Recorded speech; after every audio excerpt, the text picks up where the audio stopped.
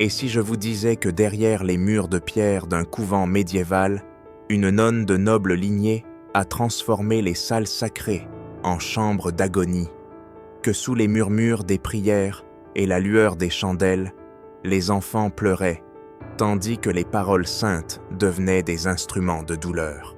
Ce n'est pas une légende, c'est un récit historique terrifiant qui se termine par des ossements sous le sol. Si vous osez plonger dans l'obscurité, abonnez-vous maintenant car ce qui suit pourrait vous empêcher de dormir à jamais. Isabelle de Palatina est née dans le pouvoir. Fille d'un électorat élevé entre le velours et les croix d'argent, son monde était celui du prestige, enveloppé de piété. Mais même enfant, il y avait en elle quelque chose d'étrange. Ses déjouets préférés étaient de petites figurines en bois qu'elle attachait avec du tissu et transperçait d'aiguilles. Lorsque sa nourrice mourut mystérieusement les yeux ouverts de terreur, les murmures commencèrent. Mais personne n'osait parler à voix haute. À 15 ans, elle entra au couvent de Sainte Agathe. À 17 ans, elle en devint la guide spirituelle, connue pour sa discipline et sa ferveur divine. Les familles nobles envoyaient leurs filles pour qu'elles soient formées sous sa direction. Ce que les parents ignoraient, c'est qu'elle croyait que la souffrance était la seule véritable forme de dévotion, et elle était plus que prête à l'enseigner. La première leçon fut pour une fillette nommée Laté, qui avait parlé pendant la prière. Pour cela, Isabelle l'emmena dans une petite chambre de pierre. Ce qui se passa ensuite ne fut entendu que dans un cri unique interrompu. Quand Laté revint, ses yeux fuyaient la lumière. Ses pas étaient hésitants. Elle ne fut plus jamais la même. Isabelle gardait une petite boîte en fer sous son lit. À l'intérieur des cordes bardées de pointes et une Bible annotée à l'encre rouge. Elle affirmait que c'était des outils de purification. Ses méthodes devinrent plus étranges. Elle faisait jeûner les élèves pendant des jours, puis les forçait à réciter des écritures jusqu'à l'évanouissement. Si elles oubliaient une ligne, ses mains pâles et fines se refermaient sur leur cou avec une force surnaturelle. La nuit, le couvent résonnait de pleurs creux. Mais les villageois ne disaient jamais rien. Après tout, qu'était un peu de discipline dans la maison de Dieu, certains la louaient, même pour maintenir l'ordre. Ils ne voyaient pas les bleus cachés sous les habits, ni ne sentaient l'odeur de fer dans l'air de la salle de prière. Un hiver, une élève nommée Marie tenta de s'échapper. On la retrouva au bord de la forêt, pieds nus, saignant la chemise de nuit déchirée. Isabelle ordonna qu'elle soit rebaptisée. Ce qui suivit fut un rituel glacial qui laissa Marie inconsciente pendant des jours, presque morte. Lorsqu'elle se réveilla, elle appela Isabelle l'ange ardent. Un frère itinérant, le père Mathias, visita le couvent au printemps. Il remarqua les regards nerveux, les salutations rigides. Lorsqu'il interrogea les nonnes, leurs réponses étaient identiques répétées. Seule la plus jeune, une orpheline muette nommée Elsa, osa laisser un indice, un dessin glissé dans sa main. Il représentait le visage d'une femme tordue par la colère, debout, au-dessus d'un puits de flammes. Le père Mathias commença à observer. Au crépuscule, il vit Isabelle entrer dans les catacombes, sous le couvent. Elle y restait des heures. Une nuit, il la suivit silencieux, prudent. Ce qu'il trouva fut des pièces taillées dans la pierre, éclairées par des chandelles vacillantes, avec des chaînes boulonnées au mur et du sang, beaucoup de sang. Dans un coin, il découvrit un prie-dieu en bois, sa surface incrustée de clous. La Bible posée dessus était trempée illisible, mais à côté, il y avait pire, un registre. Chaque page listait des noms. Certains étaient bombés, barrés, d'autres marqués de symboles. Tous étaient des enfants. Tous avaient disparu. Le père Mathias quitta le couvent avant l'aube, mais le sommeil ne le trouva pas. Pendant des semaines, il étudia les noms du registre, visitant les villages voisins pour poser des questions. Personne ne savait où les enfants étaient et des partis. Certaines familles reçurent donc des lettres cryptiques des affirmations de maladie, de mort, soudaines, mais aucune n'avait vu les corps. Personne n'osa exiger de réponse. De retour au couvent, Isabelle intensifia ses rituels.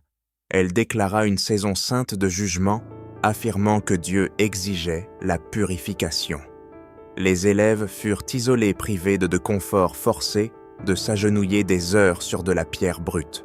Il leur était interdit de parler, de rêver. Et si quelqu'un désobéissait, Isabelle s'assurait que les autres voix promis leur punition. Helena, fille d'un baron, fut la suivante. Elle avait murmuré une prière en latin incorrectement.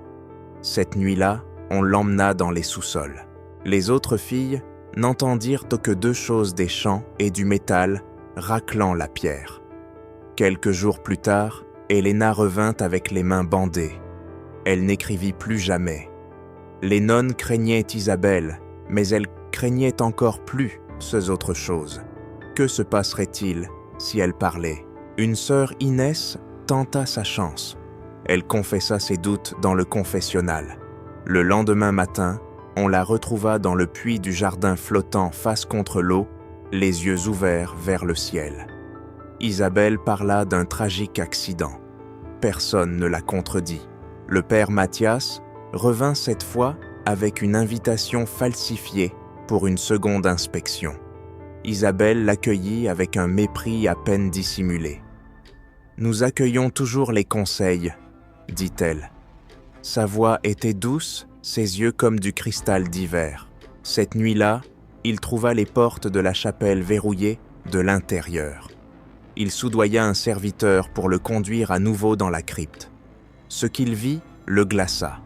Il y avait une dalle fraîchement nettoyée, mais l'odeur persistait, tissu brûlé, cheveux calcinés, et dans un coin, une gravure récente sur le mur. « Domine liberanos »« Seigneur, délivre-nous » Il prit le registre et s'enfuit.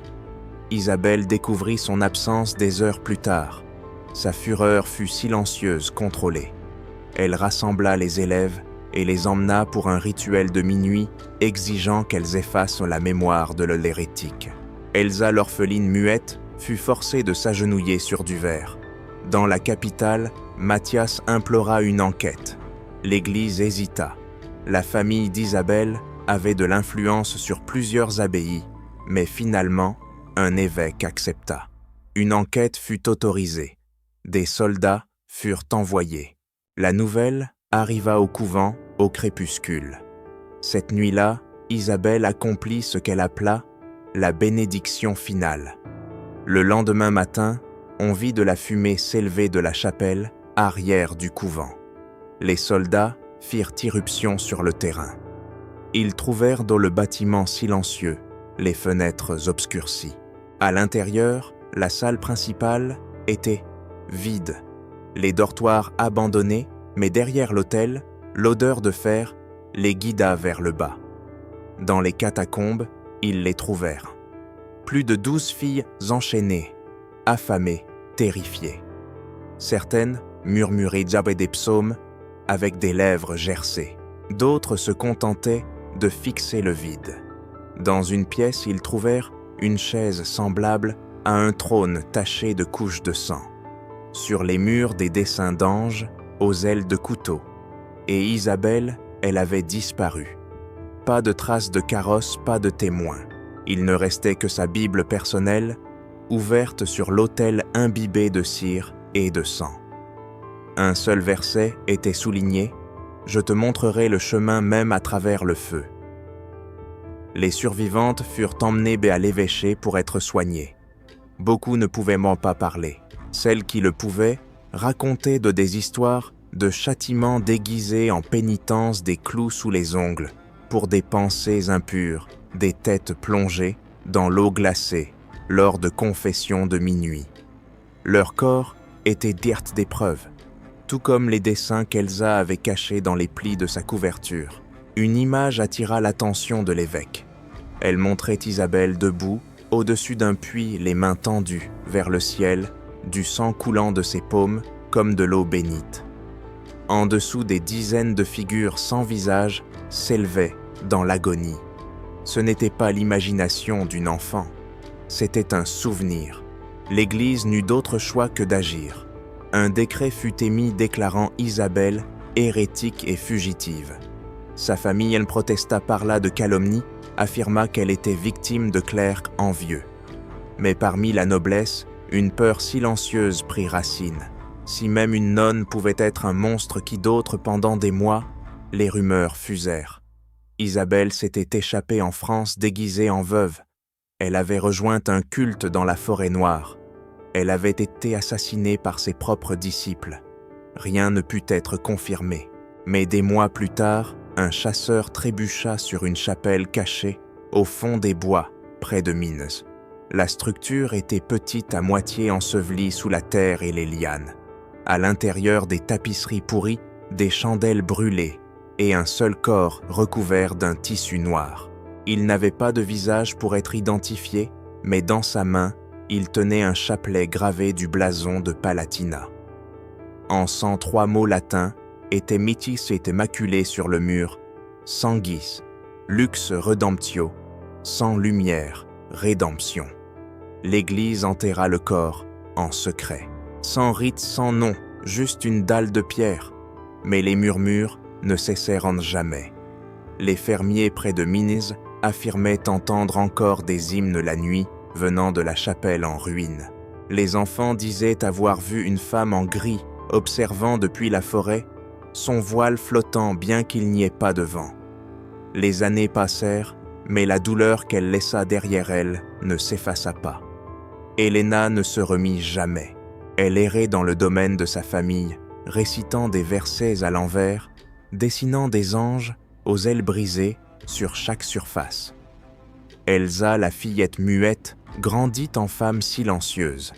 Mais une nuit, elle disparut aussi, laissant derrière elle une seule page du registre d'Isabelle. Écrite récemment, le père Mathias fut promu au sein de l'Église, mais il ne retourna jamais au couvent. Il mourut en serrant son crucifix si fort qu'il laissa des cicatrices dans ses paumes. Avant son dernier souffle, il murmura « Nous pensions qu'elle était une servante de Dieu, mais elle était devenue autre chose. » Des siècles plus tard, lors d'une restauration des ruines, une équipe découvrit une autre pièce cachée sous les catacombes. Elle ne contenait qu'une chose, une petite statue de la Vierge, les yeux arrachés.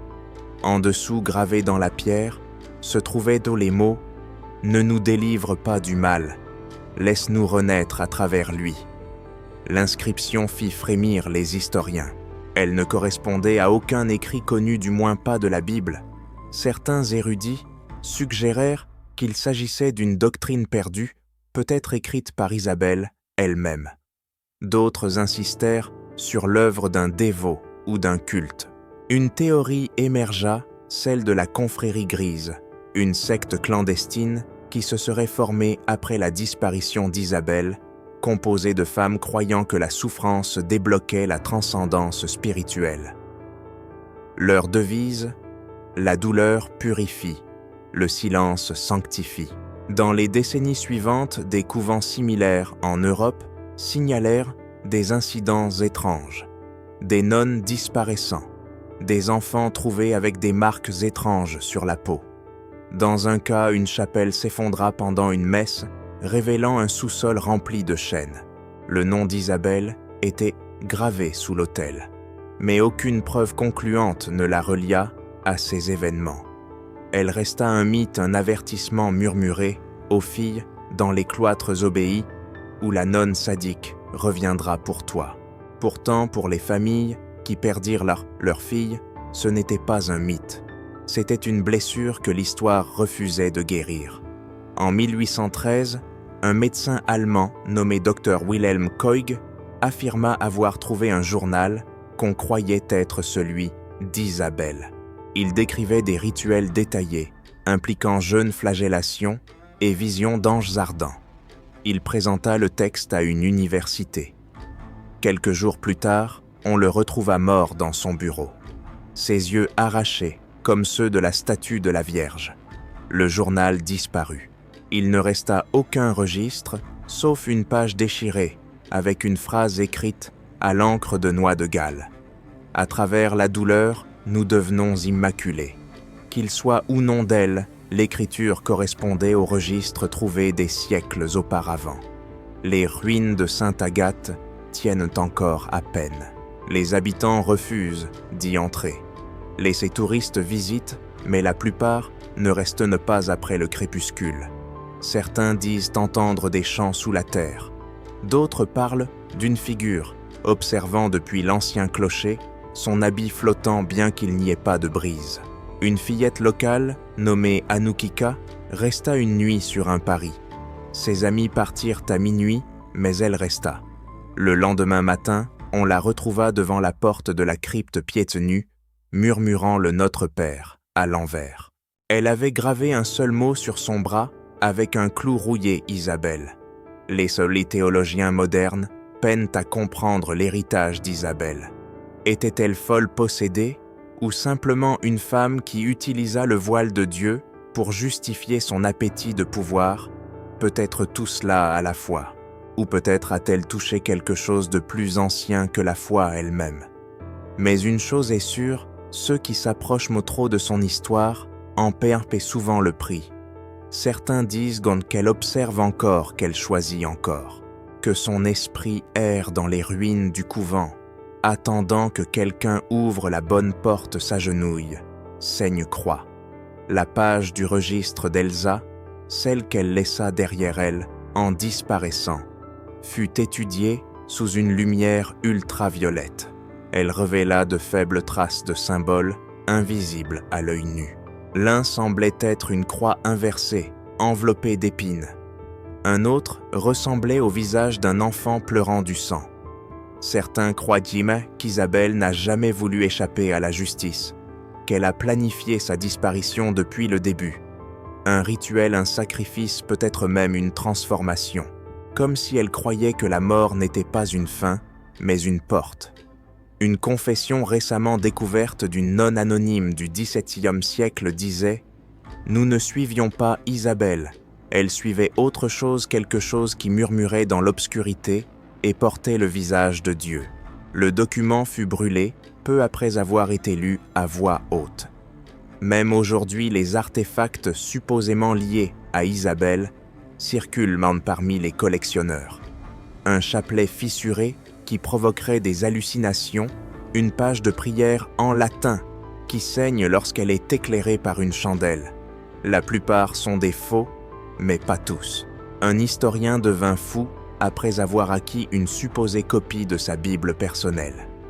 Il se noya dans de l'eau bénite.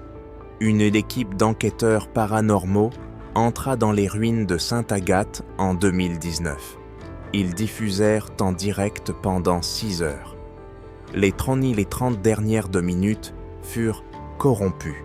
Lorsque les images furent restaurées, il ne restait qu'une seule frame, une figure floue en habit de nonne debout juste derrière le caméraman.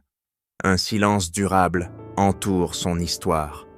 Un refus de l'Église de reconnaître la profondeur de sa dépravation. Peut-être est-ce de la honte, peut-être est-ce de la peur, ou peut-être est-ce parce que certains croient qu'elle n'agissait pas seule. Dans les marges du rapport archivé de l'évêque sur l'incursion au couvent, une note délavée dit « Il y en a d'autres ». Sans contexte, sans signature, juste ces 3 mots, assez pour troubler même les archivistes les plus fidèles. Le site du couvent est maintenant protégé par l'État. Aucune fouille n'est autorisée sans supervision gouvernementale. Mais un opérateur de drone anonyme captura des images d'une figure agenouillée sur l'autel à minuit. La figure ne bougea jamais. Les images furent supprimées au matin. Certains disent que les enfants errent encore dans les bois, voisins perdus sans voix attendant. D'autres disent que leurs esprits s'accrochent au mur de la crypte, liés non par des chaînes, mais par des prières qu'on ne leur a jamais permis de terminer.